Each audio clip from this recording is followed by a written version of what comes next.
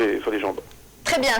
Philippe, juste on voulait vous montrer une dernière technique. Vous allez réagir après. Après, on va bien synthétiser en fonction de votre type de cellulite. Cette machine, c'est intéressant, on parle là du laser et des ultrasons. On parle aussi de l'hypomassage, s'agissant de la cellulite, parce que l'hypomassage, c'est le massage qui a beaucoup d'études qui ont montré leur efficacité. C'était le papier roulé. Voilà, l'ancien papier roulé, ce qu'on appelle maintenant avec des grosses machines qu'on trouve en institut de beauté et chez les kinés.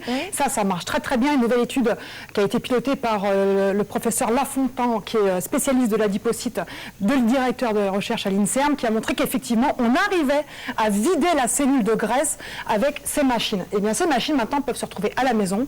On a le modèle domestique que l'on retrouve à la maison, elles sont un peu moins efficaces. Donc c'est une espèce de papier roulé. Voilà, c'est une espèce de papier roulé, mais qui a complètement évolué avec un nouveau protocole et de nouvelles têtes et des têtes qui... Et c'est pas dangereux de le faire soi-même? Pas du tout, alors c'est bien expliqué. Vous avez évidemment tout un protocole à respecter, vous avez le fascicule qui est avec, il y a un mode d'emploi, et ce qui est intéressant, c'est que vous pouvez le faire 10 minutes tous les jours, et donc là on cherche l'efficacité sur la régularité, alors qu'en cabinet, c'est un peu compliqué parce qu'on ne peut pas toujours se déplacer chez l'esthéticienne ou chez le kinésithérapeute. J'essaie de résumer.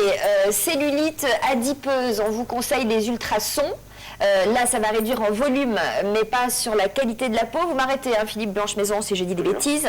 Cellulite, cellulite aqueuse.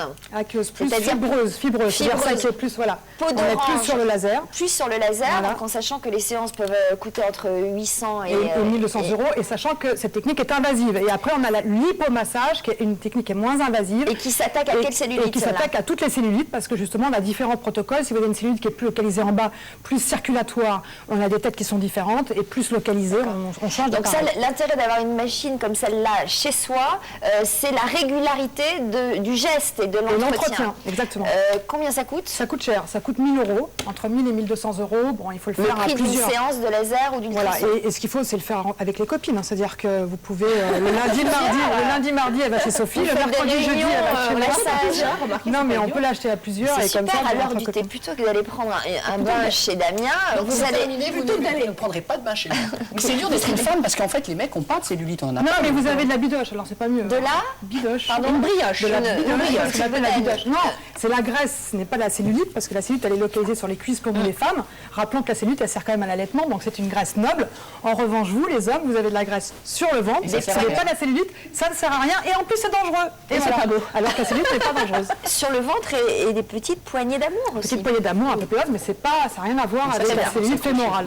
Merci, voilà pour la cellulite. De toute façon, vous imaginez bien que chez nous, c'est un sujet récurrent, donc on en reparlera, et dès que de nouvelles techniques voient le jour, on s'en fait l'écho dans cette émission.